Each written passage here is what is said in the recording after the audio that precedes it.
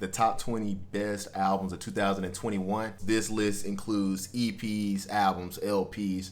If it was a project, it counts. I'm going to power through 20 through 11 and then really slow down for the top 10. So at number 20, I have 7 by Ransom. The rapping and lyricism on this project was elite. The imagery on each of the 7 songs all centered around one of the 7 deadly sins, and the way that he put this project together thematically, lyrically, phenomenal. Number 19, I have EP2 by JPEG Mafia. This is a project that will understandably fly under the radar compared to his LP that dropped this year, but this was one of the better EPs of the year. Production-wise, this wasn't as adventurous and experimental as his previous projects, but the production here still came off really, really good. He used a lot of mainstream sounds, which made this album really accessible, and lyrically, JPEG Mafia is on point. 18, I have DJ Muggs and Crime Apple Cartagena.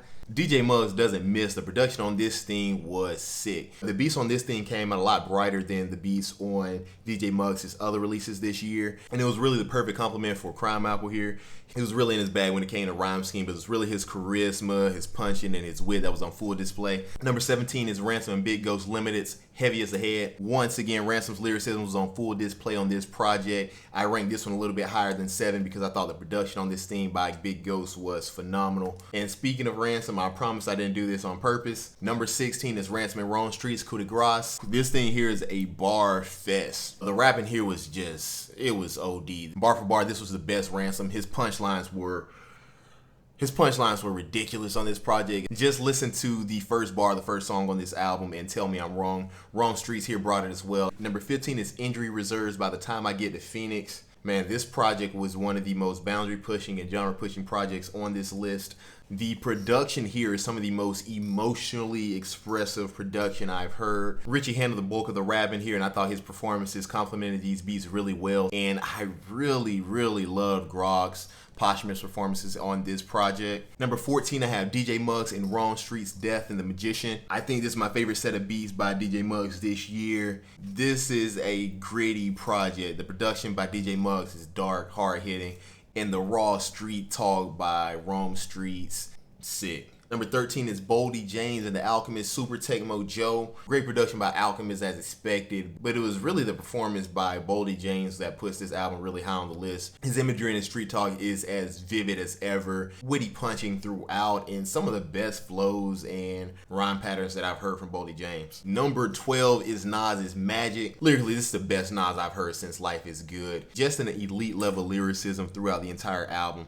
The song Truth is bar for bar one of the better songs of the year, and Hit Boy did an excellent job with the production as well. I think the two really found a lot of great chemistry. Then number 11 is Cos, A Martyr's Reward. This is easily one of Cos' most emotional and personal albums. The way that he painted his upbringing and narrated various internal struggles I thought was masterful. Also, Cos is one of the best rappers bar for bar on the planet. His wordplay here is on another level. Lyrically, this is easily one of the best projects of the year. Number 10 is Grip's I Die For This. This is another concept album from Grip. This one centering around a stage play that serves as a metaphor for Grip ascending into the rap industry and losing a lot of pieces of himself in that process. Grip gives so much lyrically. The complexity and rhythm in his flows and how it balances with the complexity in his rhyme patterns is so great here, and what makes this even better is he's doing this while telling stories within stories. He also has some great emotionally mature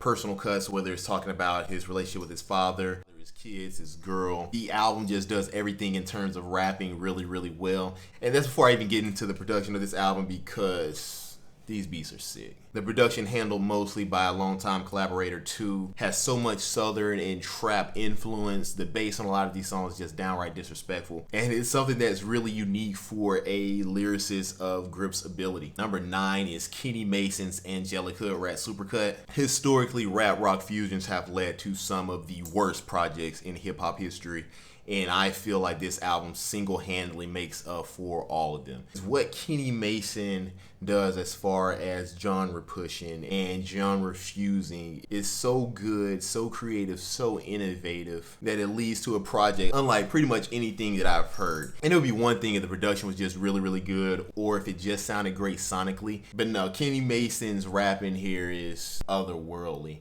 The way that Kenny Mason melodically performs a lot of his verses, combined with how intricate not just the rhyme schemes are, but the emphasis that he's placing on each syllable over the course of a bar, really reminds me of the skill set of guys like Kendrick Lamar or even Andre 3000. Honestly, there's not a bad song on this album. The sequencing is amazing, and just the subtleties of how he fuses the genre, whether it's incorporating trap drums to a rock beat or merging electric guitars with these airy cloud rap-esque synths.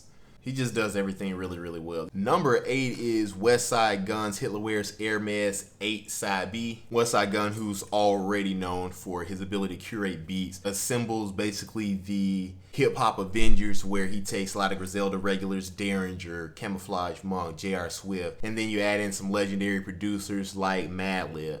It's not a single bad beat on this thing. It's one of the most well-produced albums of the year. And then Westside Gunn's rapping here is much improved. A lot more complexity when it comes to rhyme patterns than just a few years ago in his career. And then some of the most charismatic, humorous verses are on display here. Then, of course, you have an excellent set of features. You have the regulars like Come With The Machine, Benny the Butcher, Stove God, Cooks, mixed with less frequent collaborators like Jay Electronica, Tyler the Creator, and even 2 Chainz have phenomenal verses on this project. This project is a lengthy project, especially on Westside Gunn standards, and I needed every minute of it. Number 7 is Arm & Hammer and The Alchemist. Haram. Look, not that Alchemist will have any trouble working with any artist, but the way that he adapts his style to fit the style of Arm & Hammer on this project is perfect. The production on this thing is so airy and spacey and really just weird. These are some of the most ethereal beats that I've heard from Alchemist, and the result is the perfect soundscape for Billy Woods and Elucid to rap over. And what those two give on this project is, in my opinion, the best abstract rap of 2021. Arm & Hammer tackle a wide array of topics in their unique abstract way. I think Billy Woods in particular really shined on this project. I think he really knows how to hone in on a common topic and a common theme really, really well. His imagery is excellent, and he really has a sharp pen as far as structure, rhyme schemes, and he has that ability to say things in really unique ways.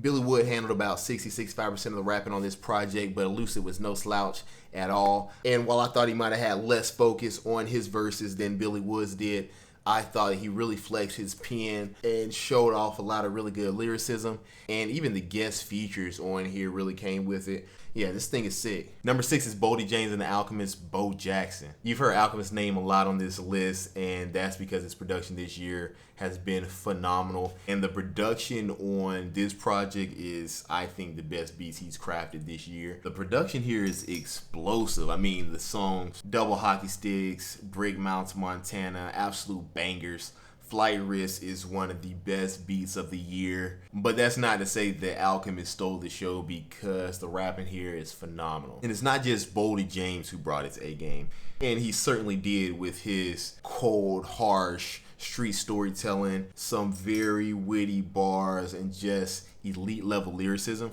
But you have some of the best rappers in the game: Benny the Butcher, Freddie Gibbs, Earl Sweatshirt, Rock Marciano, all giving stellar performances on their respective verses. Man, this project is solid from start to finish. It really feels like a tape full of highlights. Number 5 is Skyzoo's All Things Brilliant. Skyzoo's lyricism is absolutely elite. Bar for bar, this is probably a top 2 project of the year. It's like Skyzoo doesn't waste a word. Every line features a complex, multi-syllable, intricate rhyme scheme, while also very vividly telling a story. And every few lines, we're getting these witty, effortless punches from Skyzoo. This guy's just on another level. The production on this thing is awesome as well. Probably the best boom bap album of the year. And most of the tracks have this jazzy feel to it without being too maximal. And each of the features were masterfully chosen. This is just an extremely well put together album. Extremely well produced album, extremely well rapped album. If you have this album higher on your list, I'm not mad at it at all. Number 4 is Tyler Creator's Call Me If You Get Lost. This project is excellent. I'll just go ahead and say it out of the gate. This project contends with Flower Boy as Tyler's best album. The production here is phenomenal. His sampling throughout this project was extremely good, and he played with more mainstream sounds, and that even shows up with the features with 42 Doug, NBA Youngboy, Lil Wayne showing up on this album, and giving, especially Doug and Youngboy, giving some of the best verses of their career. Like, I don't know who wrote these verses for them, but they punch well above their weight classes. Tyler's rapping here is very good. I love his storytelling. The concept of this album, I think in a lot of ways matches Flower Boy. Tyler using XX and luxury and cars to mask the internal and relationship problems that he's facing. Now, he did stick to the concept a little bit more loosely on this album, but I don't think that was a fault. The album is just entertaining start to finish. The album is good start to finish. There's so much depth, which is good contrast to how inviting and how accessible a lot of the production is and a lot of the songs are on this album. This thing is just really, really good. All right, number 3 is JPEG Mafia's LP. Look, if you're familiar with JPEG Mafia, this is probably going to be the most tame project in his catalog. If you're not familiar with JPEG Mafia, this is probably going to be one of the most off-the-wall albums that you've heard. JPEG Mafia on this album follows in the footsteps of his last 2 EPs and has a much more accessible sound compared to his previous full-length albums. But that's not to say that this album is cookie cutter by any stretch of the imagination. The production here is still off the wall, still boundary pushing, still experimental. The biggest thing about the production is the masterful job that he does with the sampling. He takes from a variety of different sound sources and uses them in extremely creative ways. I mean, he takes a classic soul sample on Has a Duty Pay, gospel sample on God Don't Like Ugly. Then he takes a military chant for the explosive song BMT, and then uses a Just Ice sample in a really unique way on the song OG. This album's full of nothing but bangers. It's extremely unpredictable, and that's before we even get into the performances by Peggy that range from straight up yelling to some more melodic performances. And then on top of that, JPEG's pen here is as witty as ever. JPEG Mafia is not really a lyrical miracle rapper when it comes to kind of complex rhyme schemes, but what he does as far as punching, it's just witty one-liner after one-liner, some of the best punches of the year, and he's a pretty frequent puncher as well. JPEG Mafia's lyrics are also more laser focused on this album. Peggy kind of hones in on the rap industry and his matriculation into the industry, and it comes off as really good, really heartfelt. Yeah, this thing is sick from front to back. Number 2 is Lil Sim, Sometimes I Might Be Introvert. Look, every now and then an album will come along and it just feels like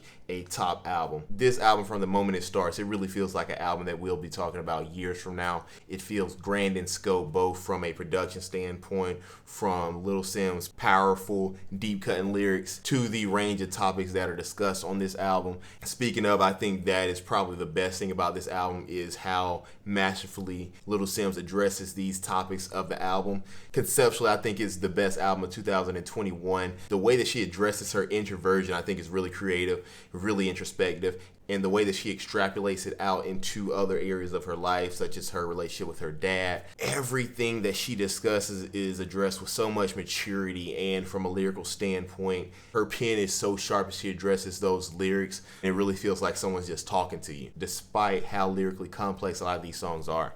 Production-wise, like I said, this thing feels grand. A lot of the songs touch and merge with other genres, and I think it's done really well on this album. There's just nothing bad I can point to on this album. I absolutely love it. Then number 1, album of the year, we got Pray for Haiti by Mock Homie. I could probably talk in depth about the production on this thing. It's really, really well. You have the typical Griselda sound, minimalist, 90s influenced East Coast styles fused with this jazz rap that lays the perfect foundation for Mock Homie to rap over. But the real reason this thing is album of the year is lyrically what we get from Mock Homie is so good. And even though there are a few rappers who I think would like to throw their name in that hat, I just don't think that anyone was rapping on the level of Mock Homie did on this project. The rhyme schemes here are so intricate. I mean, he rips off 4 or 5 syllable multis like it's nothing. Lyrically dense passages where he'll rhyme nearly every single syllable over the course of like 8, 9, 10 bars. But what we get as far as wordplay and punches on this album, you get bar of the year material on nearly every single song. Man, it took me like 10 minutes trying to get past the first track, having to rewind continuously the "My Whip Talk For Me Bentley Will Ben Spoke" bar, and a lot of these rappers Big 12 like March Madness bars. The magnum opus bar on the song "No Blood, No Sweat" might be the best bar 2021. The Biscuit T like England. He said he'll make Meghan Markle hop out and get the Duchess, because like, you know, I don't even have to quote all the bars on this album. This thing is insane. And that's before we get into Stellar Ray Theory, which is one of the best songs of 2021, where he uses this extended metaphor, double entendre for the course of the entire song. I mean, even the personal cuts on here, like Marie and Criminal, are super personal, super emotional, and don't compromise anything as far as lyricism or wordplay and punching. This thing is great. So that's my 20. Obviously, this is subjective, so let me know your top 5, 10, 25, whatever in the comments. Did I miss anything? Did I get something blatantly wrong? Let me know in the comments as well. And Happy New Year.